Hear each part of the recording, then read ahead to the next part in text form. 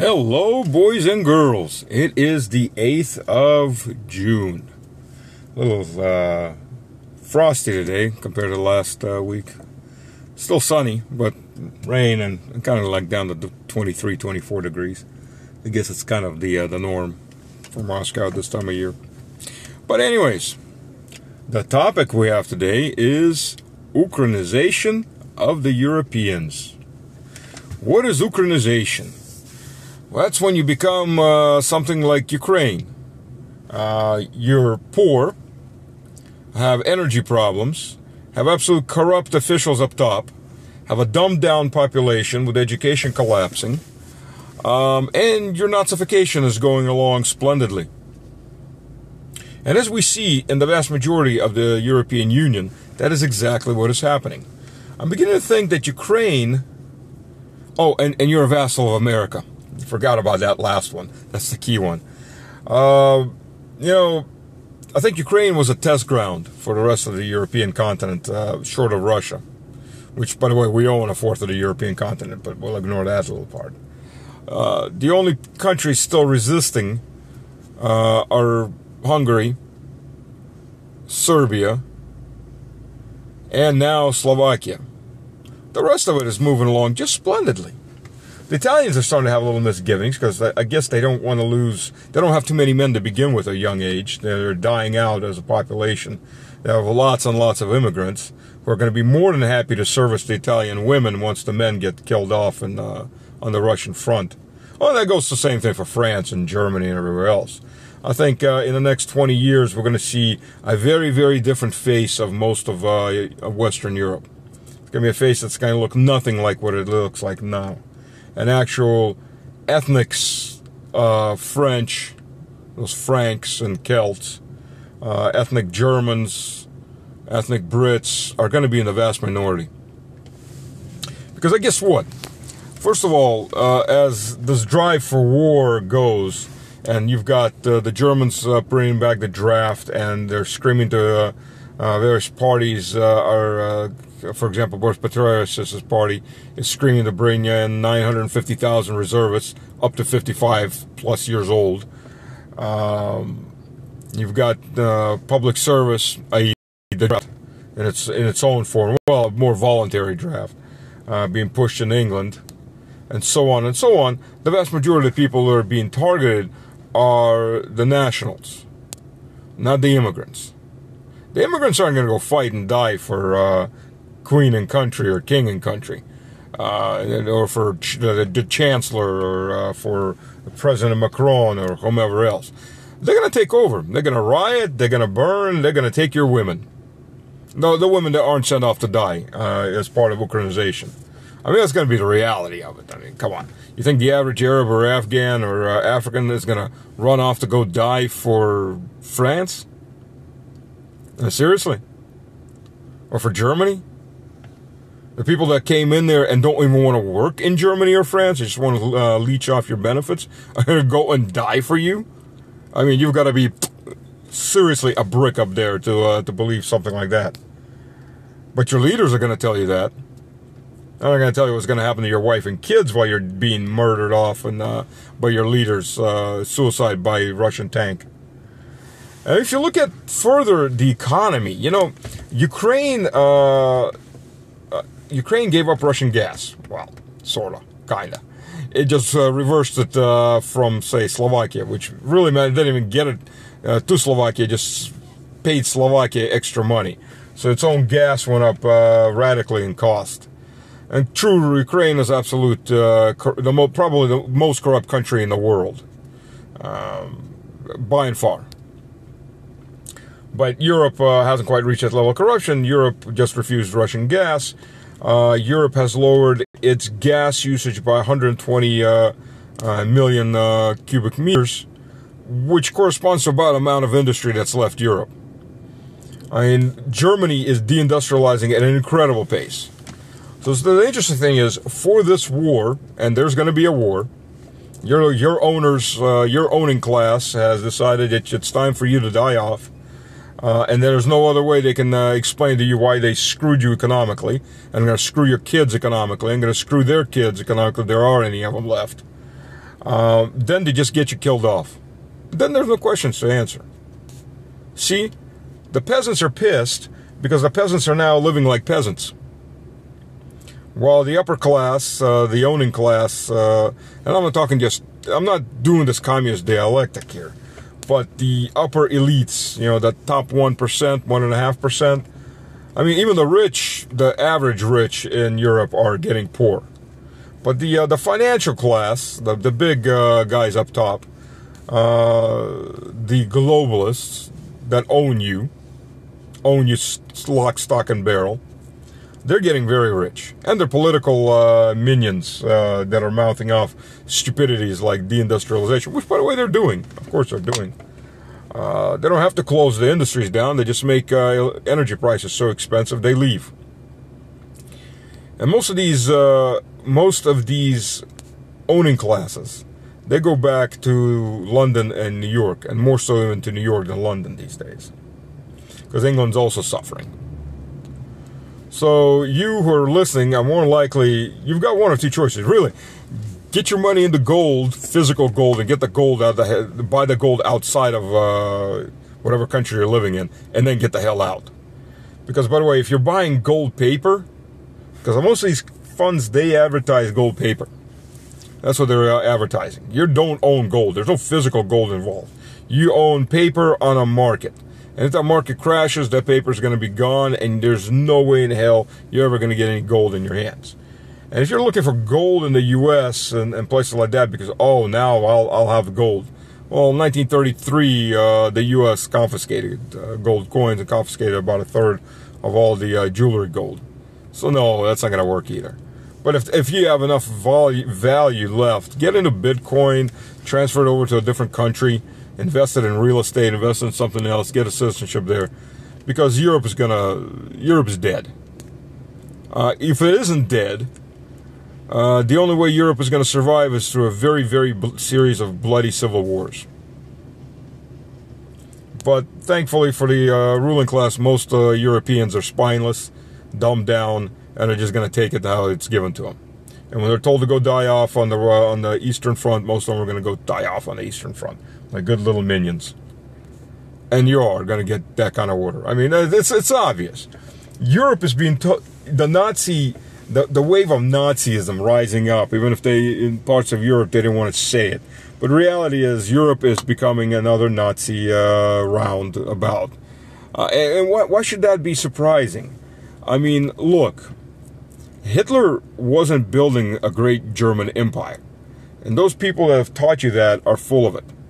Hitler was building the new European Union, the new European order, is what he called it, a new European order, where Germany was going to be the main economy, and all the civilized European countries, and we Slavs aren't civilized to them, except for the Poles were supposed to be in it too, but they betrayed Hitler after Podolsky died. There's going to be a new European order. So basically the guys that were backing Hitler, these various industrialists, bankers, they went into the shadows after World War II. And they popped back up in the early 50s. They didn't stay in the shadows for long. And they created the Union of Steel and Coal Traders, or trade union, between different nations. It started, I think, England, France, and Germany. And expanded out. And that was your foundation on the new European Union, the new European Order 2.0. And things have rolled on ever since. The main difference is they decided not to try a military blitzkrieg next time. We'll just do it with money. And it worked. Worked splendidly. So the nations that would have maybe fought back, they all surrendered and went with their begging cup and gave up everything they owned to be part of the great European Union. Or they're getting screwed constantly. Well, the elites aren't getting screwed. The people who brought those nations in, they're very, very well rewarded. I mean, we all know that. But the peasants are a little less rewarded. Shall we say that? So it's a full Ukranization. Now you've got Nazism, which is Nazi, National Socialist Workers' Party. It's in the name, folks. They're not right-wing. They're left-wing. They always were. They're still about government control of major industry, even if it's through an oligarch. It's still about control. The difference is they're not as bad as the Marxists in trying to control the entire government, because, I mean, the entire economy, because they let mom and pops alone, which was what Lenin did in NEP, the New Economic Plan, after war communism fully failed in the late 20s. So that's what you got right now. The Nazism is there for one reason: to militarize the population to go fight and die off in Eastern Europe against us, in the vain hope that they can defeat us and then take our resources and land, which they won't. For a whole hell of you, a lot of you who are listening, unless you do something about it, you're going to be in the grave, so you're not even going to get to live to see that. So I'm very much hoping that you're going to do something about that. Well, there's hope. There's always hope. There's a Russian saying, "Надежда умирает последняя. Hope dies last." So, by the way, if you're ever in a horror movie and you have somebody named Hope, get her killed off first. Hope dies last. See? Okay. My attempt at humor. It's hard to have humor in this kind of situation, but you gotta try, even if it's lousy humor.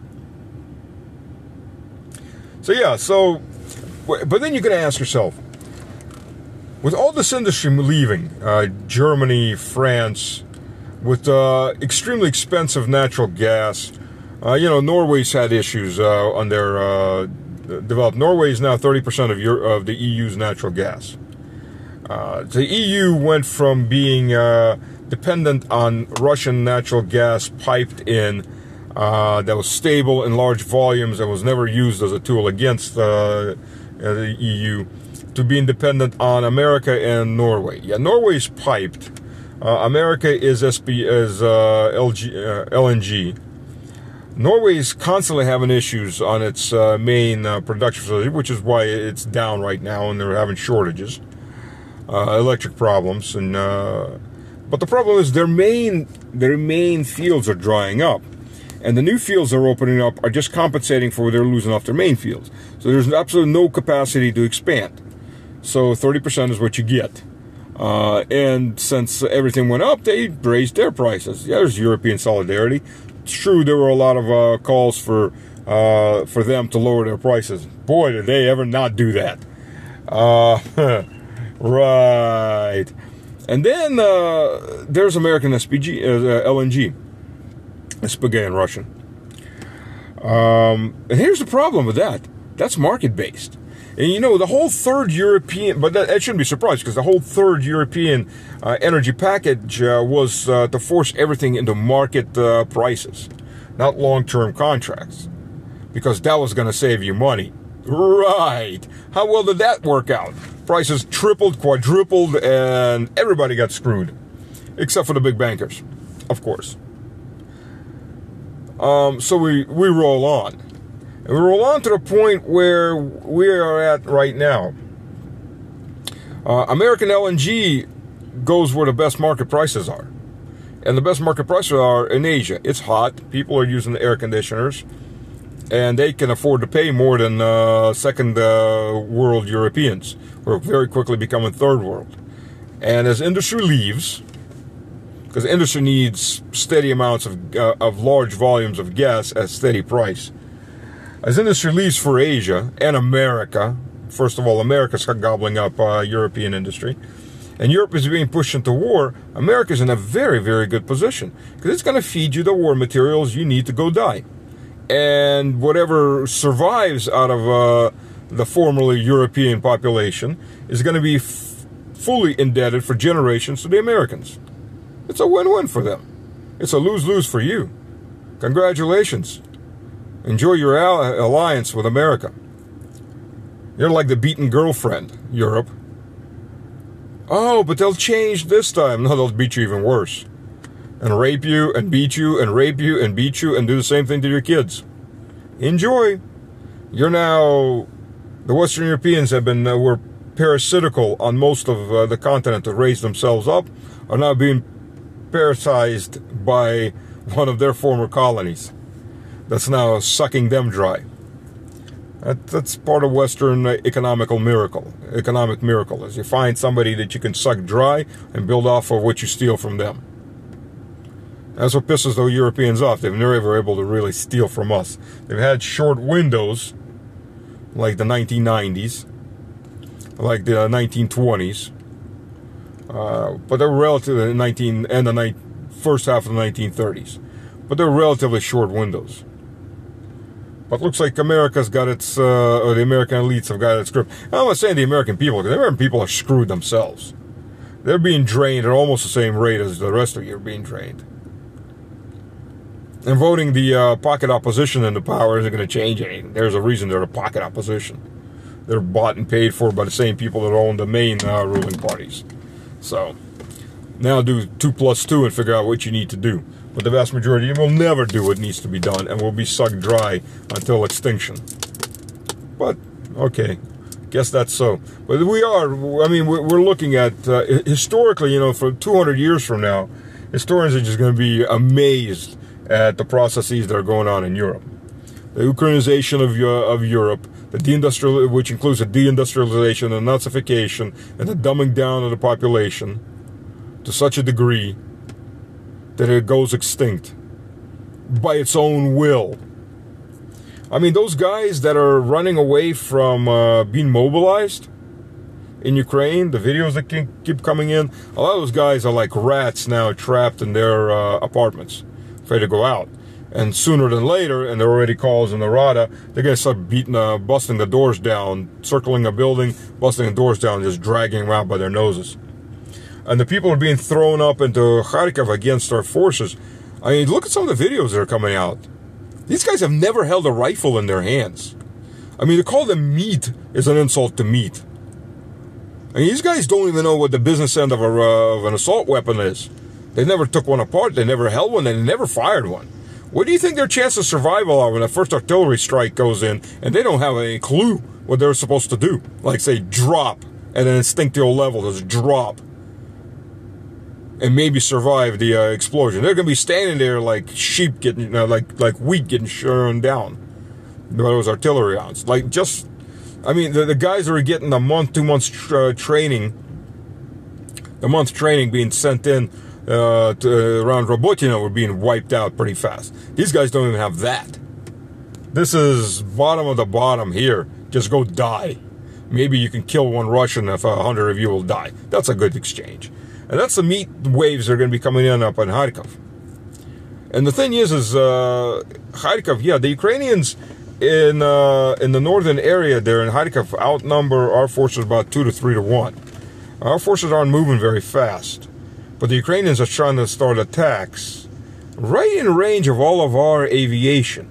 And by the way, up there, that's the entire strategic reserve of Ukraine that got tossed up there. The entire strategic reserve is about to go into a butcher's, on the butcher block. Because they're right in range of all the artillery and all the aviation. So come on in, start your little attacks, and watch them get butchered. And they were getting a hit as they were moving up, so they were already being attrited as they were moving up. And if you think your neighbors aren't going to be the next ones on the block, I mean, seriously. Maybe it's time to grow up, folks. Peace out. God bless.